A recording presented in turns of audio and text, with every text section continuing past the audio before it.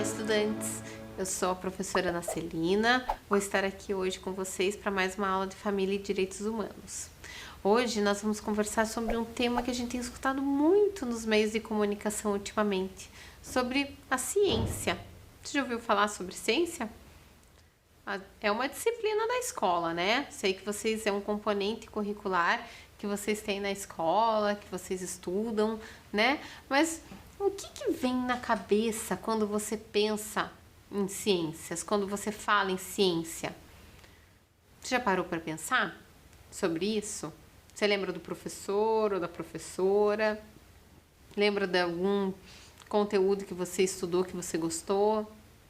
Mas agora eu quero que você pense o que vem na sua cabeça quando eu falo sobre um cientista. Qual que é a imagem de cientista que você tem aí na sua cabeça? Como que ele é, esse cientista? Você já parou para pensar? Como são esses cientistas quando você pensa o que é um cientista? Eu posso trazer alguns exemplos aqui que vai aparecer aí na tela para vocês. Tem alguns cientistas que são muito famosos já dentro da história da humanidade, né? Que tem o Albert Einstein, né? Que é aquele primeiro ali que tem aquele cabelo bem espetado, que tem umas fotos até que às vezes ele tá com a língua para fora. E o Albert Einstein, ele fez a teoria da relatividade. A teoria dele revolucionou muitos aspectos da ciência. O Isaac Newton é aquele ali do meio, também é uma ilustração, né? E ele fez a teoria da gravidade, ele descobriu, né, a gravidade, que também revolucionou muitos aspectos aí dos nossos estudos enquanto humanidade, das nossas descobertas enquanto humanidade. E em terceiro do lado ali tem o Charles Darwin, que ele fez a teoria da evolução biológica. Ele mostrou o quanto os seres vivos e os seres humanos vão se desenvolvendo, vão evoluindo conforme o tempo e as necessidades, né, que o meio oferece. Então, esses são alguns exemplos de cientistas muito conhecidos, muito estudados, que a gente, de alguma maneira, a gente sempre estuda na escola, né? Eles, as teorias e tudo mais. Mas eu tenho aqui também alguns cientistas brasileiros. Vocês já pararam para pensar que a gente também tem cientistas brasileiros? Olha lá, ali eu tenho 3 cientistas brasileiros. E esses 3, na verdade, eles são cientistas que acabaram indo pesquisando e descobrindo coisas em relação à questão da medicina, né? Que a gente fala tanto hoje em dia na pandemia, que está tão em voga a questão dos estudos da medicina. E esses 3 são brasileiros que descobriram coisas muito bacanas. Então, o primeiro ali é o Oswaldo Cruz. O Oswaldo Cruz, ele era um médico sanitarista também, que tem até uma praça aqui em Curitiba, né, que tem o nome Oswaldo Cruz, e ele foi um dos responsáveis pela a descoberta e erradicação da malária, da varíola, né, lá no começo do século. Ele descobriu a maneira de tratar essas doenças. E ele era um pesquisador, entre várias outras descobertas e estudos que ele fez, essa foi uma das que mais ele se destacou. No meio ali tem o Carlos Chagas. O Carlos Chagas, ele descobriu um protozoário que causa a doença de Chagas, que é uma doença no coração. E foi uma descoberta tão importante para a medicina que até a doença se chama doença de Chagas por causa dele, de tão importante que foi a descoberta que ele fez. E o terceiro ali é o Adolfo Lutz. Ele foi um cientista que ele descobriu quem transmitia a malária, que é o mosquito, o Aedes aegypti, que também transmite a dengue, né? Então foi ele que descobriu, e isso também revolucionou todo esse tratamento dessas doenças que matou muita gente, né, na história do nosso país ao longo de todo o século XX.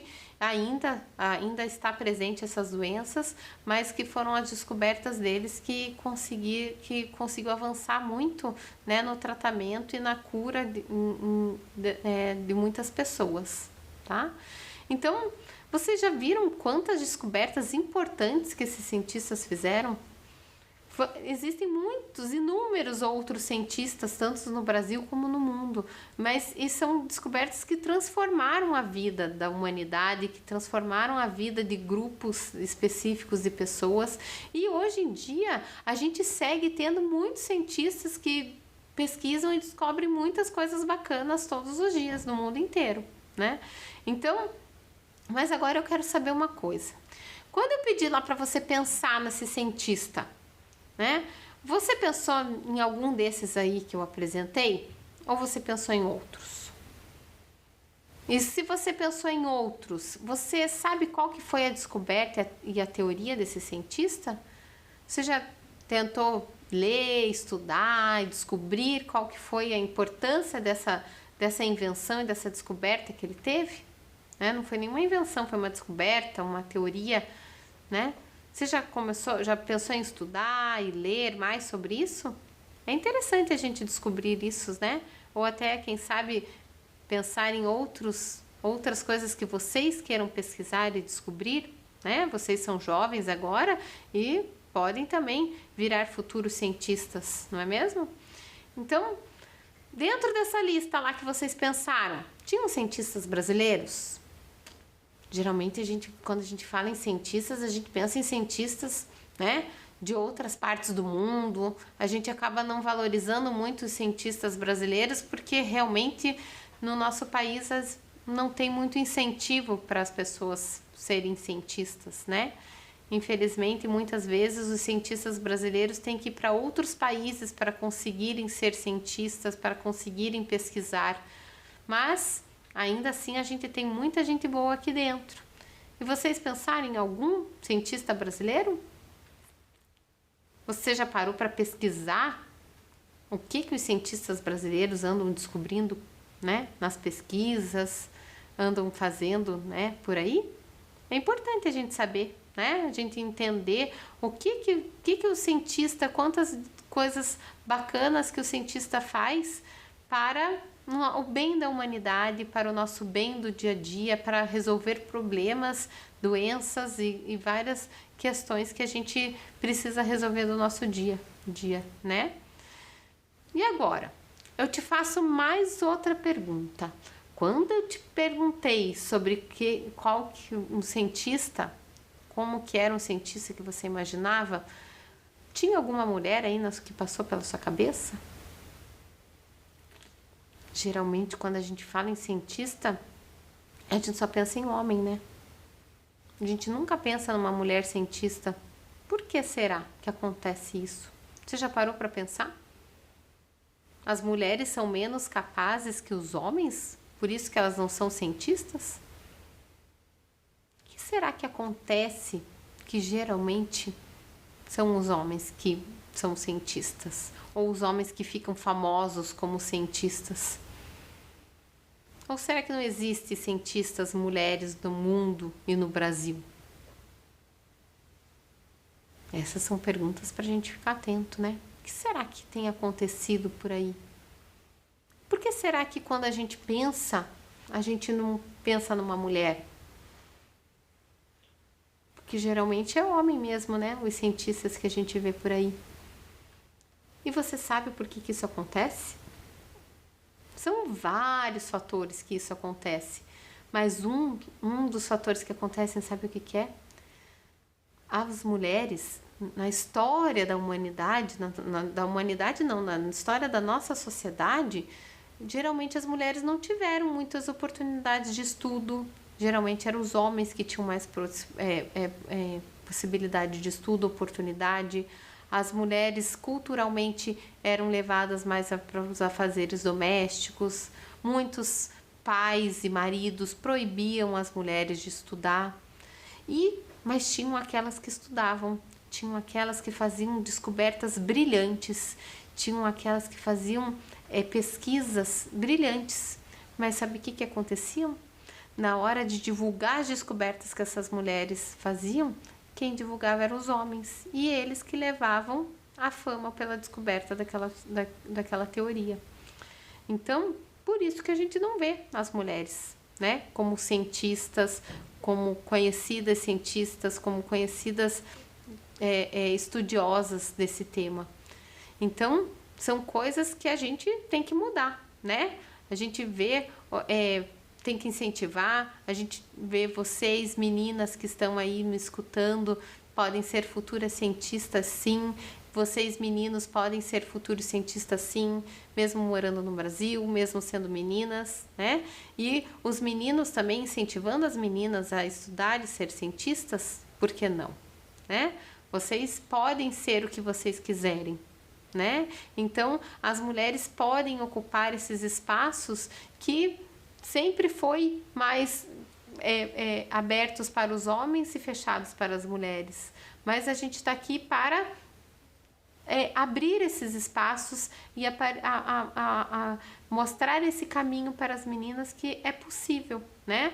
É possível elas revolucionarem toda essa situação de serem cientistas. Então, mesmo com todas essas discussões, com esses inúmeros avanços sociais que a gente vivencia hoje na atualidade, a gente ainda tem muita desigualdade de gênero na ciência, né?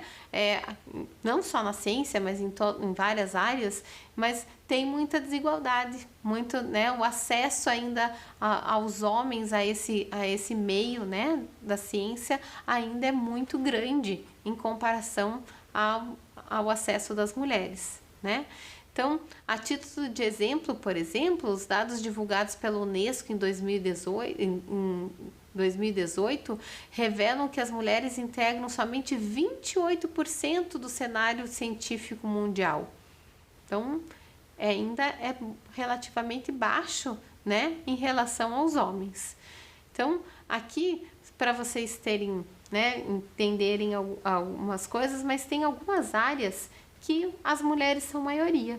Então, eu trouxe aqui para vocês uns dados do jornal da USP de 2020, que ele traz alguns dados em quais áreas as mulheres são maioria que os homens na ciência. Então, olhem lá, áreas da ciência em que as mulheres no Brasil são maioria. Então, uma área é a bioquímica, né? Elas são maioria, mas é um pouquinho só a mais, né? Então, as mulheres são 52,7% e os homens 47,2% de pesquisadores, né, da bioquímica. Na área da odontologia, tem 52% de mulheres e 47,5% homens. Na área da imunologia e microbiologia, 57% de mulheres e 42% de homens. E na medicina, tem 52% de mulheres e 47% de homens. Viram só? Na medicina tem mais mulheres pesquisando do que homens. Na neurociência, 54% de mulheres e 45% de homens. Na enfermagem, 73% de mulheres e 26% de homens. Olha a diferença na enfermagem. A farmacologia tem 57% de mulheres e 42% de homens. Então, vocês viram que tem algumas áreas que tem mais mulheres que homens. Isso a gente pode também ter uma discussão em outro momento, em outra situação, de pensar o porquê que em algumas áreas as mulheres já estão ganhando mais espaço que outras dos homens, né? Quais são essas áreas? Infelizmente, muitas vezes as áreas de maior prestígio, de maior que são tidas como elite, né, os homens acabam indo mais do que as mulheres. Mas a gente já está nesse caminhar para tentar ir diminuindo essa desigualdade de gênero no meio científico entre homens e mulheres, né? Então, nessa tentativa realmente de tentar sanar essa desigualdade, a Fiocruz a Fiocruz é aquele instituto, né, que está fazendo as vacinas, por exemplo, agora do coronavírus, né? A AstraZeneca, a vacina da AstraZeneca é feita pela Fiocruz. E ela está comprometida com a promoção da equidade de gênero na ciência em consonância com os Objetivos de Desenvolvimento Sustentável, as ODS definidas na Agenda de 2030. O Dia Internacional de Mulheres e Meninas na Ciência, comemorado em 11 de fevereiro, foi instituído em 2015 pela Assembleia das Nações Unidas e passou a integrar o calendário de eventos da Fundação em 2019. Sob a liderança da Unesco e da ONU Mulheres, o evento acontece em diversos países, com atividades que visam dar visibilidade ao papel e às contribuições fundamentais das mulheres nas áreas de pesquisa científica e tecnológica. Então, a Fiocruz, né, fez isso em parceria, né, com a Unesco, mas ela está aí, é uma fundação que está fazendo e promovendo a saúde, desenvolvimento social, gerando conhecimento científico e tecnológico para toda a população. Então, são cientistas que estão lá pesquisando, que estão fazendo as vacinas para salvar vidas. Então, a ciência é muito importante, né? A gente investir, um país investir em ciência, a população valorizar os cientistas para isso. Agora, no meio da pandemia, a gente viu o quanto é importante ter os cientistas, quanto é importante nós termos meios de pesquisa para resolver e sanar esses problemas que a humanidade está passando, né? Mas que a gente, enquanto país, tinha uma fundação estruturada com cientistas muito competentes para produzir essa vacina para a gente, né? Então, dentro disso, a educação tem um papel fundamental para transformar essa questão mesmo da ciência, desse desenvolvimento de cientistas e até para desconstruir esse imaginário que a ciência só é lugar de homens, né? A ciência é um lugar de mulheres, que a gente tem que combater essa desigualdade e histórias, né, de mulheres cientistas, de mulheres que estão pesquisando e contribuindo para a ciência tanto brasileira quanto mundial é muito importante, né? Então, dentro disso, eu vou trazer para vocês a imagem de algumas cientistas que fizeram história no mundo todo. Então, nessa lista aqui de cientistas mulheres, né, que eu vou até apresentar para vocês, essa aqui é a Shirley Jackson. Ela é uma mulher, parece professora, né, mas ela foi a primeira mulher negra a ganhar a conquistar o PhD, que é um pós-doutorado numa das universidades mais concorridas dos Estados Unidos. Ela realizou uma pesquisa que foi a base que originou, né, diversas tecnologias que a gente usa até hoje. Então, teve o fax portátil, né, que foi usado durante muito tempo, mas o telefone de toque, os painéis solares, cabos de fibra ótica, aqueles dispositivos de chamada em espera, identificador de chamada, tudo isso foi desenvolvido com base na teoria da Shirley Jackson. Então, olha que legal que ela transformou muitas coisas que a gente usa até hoje, né? A próxima é a Gladys West. Ela também é americana, negra, né? As duas que a gente apresentou agora são negras. E ela desenvolveu, sabe o que? O GPS. Coisa que a gente usa tanto hoje, né? Hoje em dia, dependendo do lugar, a gente nem tenta descobrir sozinha, a gente já coloca no GPS. Então, foi graças a Gladys, né, essa Gladys West, que a gente consegue andar por vários lugares, por várias cidades, sem se perder, né? E a Gladys, ela foi uma cientista que ela nasceu em 1930. Então, ela fez toda essa teoria, esse legado na tecnologia há muito tempo atrás, né? Então, ela era filha de trabalhadores agrícolas, foi uma aluna muito empenhada e ela desenvolveu tudo isso que foi a base do GPS que a gente usa até hoje. Então, olha como essas descobertas, né, dessas cientistas acabam trazendo muitas coisas bacanas e muitos legados até hoje que a gente usa no mundo todo, né? A próxima é a Valerie Thomas, também uma cientista negra americana, e ela descobriu uma coisa muito legal, que eu acho que vocês gostam bastante. o filme em 3D. Foi graças a ela que a gente consegue assistir um filme 3D. Foi uma tecnologia que ela inventou. Ela é uma física responsável e ela por desenvolver e patentear em 1980. Então faz tempo já que ela inventou tudo isso. Ela inventou o transmissor de ilusão, né? Que ela vai fazendo essa questão do tridimensional, que é o 3D. E ela foi uma tecnologia tão bacana e tão revolucionária que ela é utilizada até hoje pela NASA, que é a Agência Espacial, né, dos Estados Unidos, e ela também trabalhou durante muito tempo na NASA desenvolvendo várias questões e várias pesquisas lá dentro da NASA e trazendo vários benefícios que a gente usa até hoje. Bacana, né? A próxima, essa aqui é a Esther Saideira Sabino.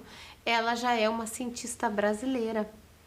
Ela é uma cientista brasileira e ela é uma cientista atual. Ela não foi uma pessoa que inventou alguma coisa lá há anos atrás. Hoje ela é cientista ativa dentro do Brasil.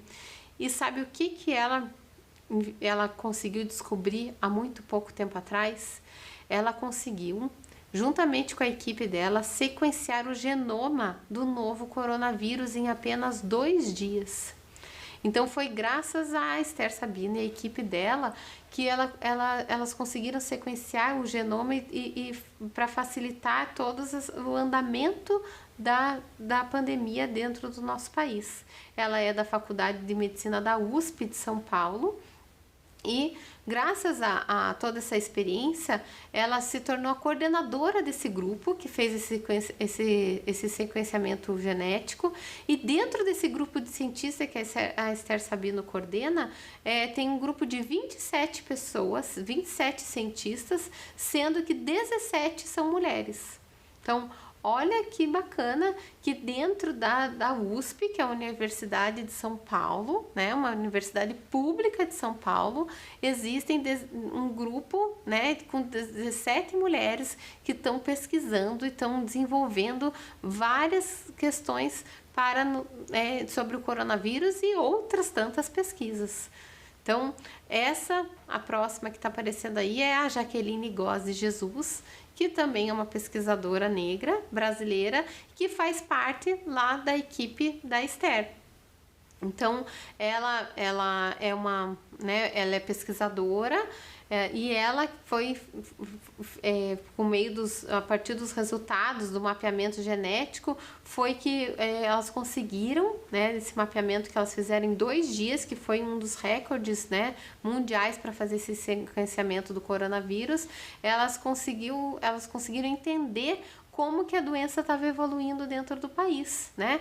Quais que eram os fatores responsáveis para controlar e para prevenir essa doença dentro, né, da pandemia, e até para um forte um documento também para o desenvolvimento da vacina. Então foi graças a esse sequenciamento que elas fizeram lá no passado que também contribuiu para o desenvolvimento da vacina e para a gente chegar, né, a várias vacinas e a prevenção e como era transmitido e como que a gente podia se cuidar dentro de tudo isso. Então, olha quanta coisa bacana que contribuiu para a população, né, não só brasileira, mas de vários países também, a ação que elas fizeram. A próxima é essa Georgia Sampaio. Ela também é brasileira, também uma mulher brasileira, baiana. E ela ainda quando ela estava no ensino médio, a tia dela foi diagnosticada com uma doença chamada endometriose. Endometriose é uma doença que acontece no útero das mulheres. E ela é uma doença que atinge milhões de mulheres no mundo inteiro. E ela ficou tão impressionada com o problema que a tia teve, que ela desenvolveu todo um processo para o tratamento dessa endometriose. Ela já ganhou prêmios e tudo mais em relação a isso. Bem novinha, já logo que ela saiu do ensino médio, ela já começou a estudar e pesquisar sobre isso e daí conseguiu descobrir e desenvolver esse tratamento. A próxima é a Marcele Soares Santos. Ela é conhecida como a estrela da física. Então a Marcele, ela estuda as ondas gravitacionais e a energia escura. Ela é a única brasileira entre 16 líderes que coordenam essa pesquisa. É um complemento à descoberta de ondas gravitacionais, que é uma teoria que recebeu um prêmio Nobel da Física em 2017. Então, olha quanta gente famosa por aí, conhecida e tem em outros países, que são brasileiras, que estão aqui, que tiveram uma realidade bem parecida com muitos de vocês que estão aí nos assistindo e que estudaram em escolas públicas como vocês, que tiveram várias questões como vocês e conseguiram chegar até lá, né? Então a própria Marcele falou, né, já reconheceu que a física ela ainda é uma área extremamente dominada por homens, mas que com o passar do tempo e com essa divulgação, até por meio de uma aula como a gente está tendo aqui, isso está melhorando, né? As mulheres estão tendo mais acesso e estão conseguindo acessar e ter oportunidades também de estudar esses temas. Tá? Então, segundo a Organização Mundial das Nações Unidas, a ciência e a cultura, apesar de todas as conquistas, né, já realizadas pelas mulheres, apenas uma entre 4 pesquisadores são mulheres no mundo. Então, ainda é muito pouco, né? A gente pode ainda melhorar bastante essa questão, né, com esse empoderamento das mulheres, esse acesso a oportunidades diferentes, né, de acessar esse meio científico. Então, a subrepresentação ainda é menor em áreas como ciência, tecnologia, engenharia e matemática. Aquelas áreas que a gente apresentou, as mulheres ainda são maior número, mas nessas áreas ainda falta bastante incentivo e reconhecimento para as mulheres acessarem também as pesquisas dessas outras áreas. E no Brasil, ainda não só as mulheres, né, as mulheres também, né, principalmente, mas também a questão de ser cientista no Brasil ainda é um desafio e que nós, enquanto populações, temos que lutar e defender esse direito e valorizar essa questão da ciência, porque só traz benefícios para a nossa população, só traz benefícios para a gente e a gente tem que valorizar e garantir de ter esses incentivos para ter cientistas, para os cientistas poderem pesquisar, poderem estudar, poderem descobrir, inventar vacinas e entre tantas outras coisas que eles descobrem aí para facilitar e favorecer o nosso desenvolvimento, né? Então, no Brasil, as mulheres são 40% das pesquisadoras doutoras nas 5 áreas do conhecimento: linguística, letras e artes, engenharias, ciências sociais aplicadas, ciências exatas e da terra e ciências da saúde. No entanto, existe uma ocupação ainda inferior quando se olha para os topos de carreira e para os espaços de poder. Lembra que eu falei que lá antigamente as mulheres faziam grandes descobertas e eram os homens que ganhavam o título como grandes cientistas? Então, isso ainda acaba acontecendo de alguma maneira ou outra, porque quem ainda está nas posições de liderança dos grandes grupos de pesquisa ainda são os homens, né? As mulheres são cientistas, mas esse espaço de poder ainda é do homem na nossa sociedade. Então, com o tempo, né, a gente quer, com essas discussões, esse empoderamento, a gente quer realmente que as mulheres ganhem espaço também, né, de acessar esses espaços e tenham condições também de desenvolver as suas teorias, seus estudos dentro das diversas áreas que tem por aí, né? Então, essa questão dessa diferença, ela já começa desde a escolha da profissão. Muitas vezes as mulheres, os papéis atribuídos na sociedade para as mulheres não são de cientistas, de estudiosas, porque culturalmente esses trabalhos das mulheres vão para questões domésticas, de cuidado dos filhos, de cuidado dos idosos da família, e a mulher acaba não tendo esse tempo de estudo, de se qualificar, de estudar. Então, são várias questões que acabam acontecendo, né, em geral na nossa sociedade, que acabam tirando, né, as mulheres desse espaço científico que a gente tem. Então, por isso que a gente está aqui exatamente para discutir sobre isso, para vocês ficarem atentos a todo esse processo, né, que as mulheres podem ser realmente o que elas quiserem, né, dentro dessas escolhas por aí. Então, por isso que é importante a gente conhecer, a gente discutir, a gente conversar, e todo mundo, né, tanto meninas, meninos, homens e mulheres, em busca dessa garantia, né, dessa oportunidade das mulheres virarem cientistas, dos brasileiros terem oportunidades realmente de estudar e de desenvolver teorias e desenvolver tantas coisas bacanas que a gente precisa desenvolver para o nosso bem-estar. Então, a gente falou tanto de invenções e de cientistas e descobertas. Agora, para ilustrar um pouco a nossa conversa, eu vou trazer um vídeo que eu contei uma história que se chama o Lolo Barnabé. E dentro dessa história, o Lolo Barnabé ele faz muitas invenções junto com a sua esposa, que é a Brisa. Vamos ver? Lolo Barnabé, Eva Furnari. No tempo em que as pessoas moravam em cavernas, existia um homem chamado Lolo Barnabé. No princípio, Lolo parecia ser um sujeito meio bronco. Com o tempo, porém, foram percebendo que ele tinha muitas qualidades. Era inteligente, criativo, entusiasmado, cheio de ideias novas e nada preguiçoso. Aos 20 anos, Lolo casou-se com Brisa. Ela era um amor, gentil, carinhosa, bem-humorada e também super inteligente. É claro que eles tinham se casado por amor. Depois de passar uma lua de mel maravilhosa nas montanhas da Pedra Lascada, o casal escolheu a melhor caverna da região para morar e começou a vida do dia a dia. No primeiro ano de casamento, tiveram um filho, o Finfo Barnabé. O menino era uma gracinha, alegre e brincalhão. Toda noite, a família se reunia em torno da fogueira e assavam a carne.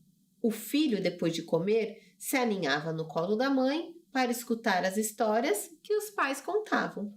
No final, eles agradeciam a natureza, o alimento e tudo mais que tinham recebido e iam dormir e eram muito felizes. Eram felizes, mas nem tanto. A caverna era fria e úmida. E, além do mais, não tinha porta. Os ursos e as onças podiam entrar a qualquer momento. Para resolver esse problema, o casal decidiu construir uma casa com porta e fechadura. Lolo, que era um sujeito habilidoso, fez um lindo sobradinho no alto do morro. Brisa queria que a casa fosse amarela, e como ele amava a esposa e queria vê-la feliz, inventou a tinta amarela. Assim que a tinta secou, a família se mudou para lá. Todos ficaram felizes, mas nem tanto. Brisa não gostava mais de se vestir com pele de animais. Aquilo pinicava a pele delicada. Nessa ocasião, ela teve uma ideia genial. Faria roupas usando tecidos macios, como o algodão e lã. Começou pelo vestido, depois criou o sutiã, a calcinha, a camiseta e a bermuda. Mais tarde foi a calça jeans, a camiseta e a cueca de bolinhas. A parte dos calçados ficou com o Lolo. Todos ficaram felizes, mas nem tanto. As roupas ficaram jogadas pelo chão e Brisa detestava aquilo. Ela discutiu o problema com o marido e os dois juntos bolaram algo novo, um móvel com muitas portas e gavetas e belos puxadores cromados. O nome da invenção não era muito criativo, guarda-roupa, mas a coisa era boa, simples e prática, e Finfo adorou, pois agora tinha mais um lugar para brincar de esconde-esconde com o pai. Todos ficaram felizes, mas nem tanto. Lolo tinha uma bagunça danada para fez uma bagunça danada para construir o guarda-roupa e Brisa ficou braba. Aí então ele inventou a vassoura, mas a esposa ficou mais braba ainda, que quase lhe deu umas vassouradas. O marido não entendeu por quê. Essa foi a primeira briga séria do casal. Depois disso, Lolo decidiu trabalhar fora de casa. Foi assim que surgiu a oficina. Tempos depois, numa bela manhã, Brisa olhou para o pijama sujo do filho e achou que era hora de pararem de dormir no chão. Lolo, que adorava desafios, foi logo pensando em algo novo. Será uma coisa quadrada, com 4 pés embaixo e macia por cima. Seria a solução? Correu para a oficina nova e fez um móvel adorável, a cama, uma de suas melhores invenções. Todos ficaram felizes, mas nem tanto. Eles almoçavam e jantavam em cima da cama, e os lençóis e cobertores e travesseiros ficavam imundos. Então, Lolo fez a mesa. Fez a mesa, mas não fez as cadeiras. Na hora do almoço, houve reclamações, pois era chato fazer as refeições em pé. Nesse dia, ele não comeu sobremesa. Correu até a oficina para resolver o problema. Construiu uma cadeira para cada um e foi um sucesso. A coisa era tão confortável que ele passou 15 minutos sentado. Lolo andava trabalhando tanto que nem tinha tempo de aproveitar as próprias invenções. De repente, lembrou-se que era um dia de apanhar a lenha para a fogueira do jantar. Deu-lhe uma preguiça danada. Será que não tinha um jeito mais prático de cozinhar? Nesse dia, Lolo inventou o fogão a gás. Todos ficaram felizes, mas nem tanto. O fogão facilitava bastante o preparo das refeições, mas ainda precisava apanhar água no rio, trazendo baldes pesados, um de cada vez. Marido e mulher pensaram, não tinha um modo mais fácil de fazer aquilo? Foi aí que inventaram a torneira e a água encanada. E já que tinham inventado a água encanada, fizeram logo o banheiro para não ter que ir no mato à noite sozinhos. Lolo dedicou-se totalmente e o resultado compensou. O banheiro ficou maravilhoso. Era moderno e tinha de tudo. Sabonete, esponja, shampoo, condicionador, papel higiênico, pente, escova, secador de cabelo, grampo, desodorante, algodão, cotonetes, esparadrapo, lâminas e creme de barbear, loção pós-barba, batom, perfume, creme hidratante, talco, comprimidos para dor de cabeça. Finfa adorou tudo o que o pai tinha inventado, menos a pasta e a escova de dentes. No dia da inauguração oficial do banheiro, eles passaram horas fazendo caretas no espelho. Lolo estava ficando com mania de inventar e isso dava muito trabalho. Não sobrava tempo de ficar com o filho. A mãe então resolveu ajudar o marido na oficina para que ele pudesse voltar mais cedo do trabalho. Todos ficaram felizes, mas nem tanto. Brisa e Lolo chegavam em casa cedo, beijavam o filho, mas depois ainda precisavam fazer o jantar, lavar a louça, a roupa, passar pano no chão. A casa deles agora era limpinha, confortável e tinha comida gostosa, mas era uma trabalheira sem fim. Achavam que a solução definitiva era facilitar ainda mais as tarefas do lar. Dessa vez, eles inventaram os eletrodomésticos. Micro-ondas, centrífuga, forninho, batedeira, sanduicheira, liquidificador, espremedor de pó, aspirador de pó, computador, máquina de lavar roupa, louça, secadora, geladeira, freezer.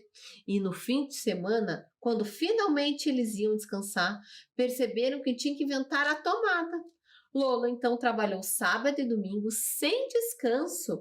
Na segunda-feira, pôs tudo a funcionar. Todos ficaram felizes, mas nem tanto. De tempos em tempos, um ou outro aparelho encrencava e isso dava uma dor de cabeça. Eles tinham se acostumado com as maquinetas que faziam tudo e ficavam com preguiça de fazer trabalhos manuais. Preguiça de lavar a roupa no tanque, lavar louça na pia, fazer maionese batendo ovos com garfo, espremer laranja e etc. Além do mais, agora, a família Barnabé era chique e elegante.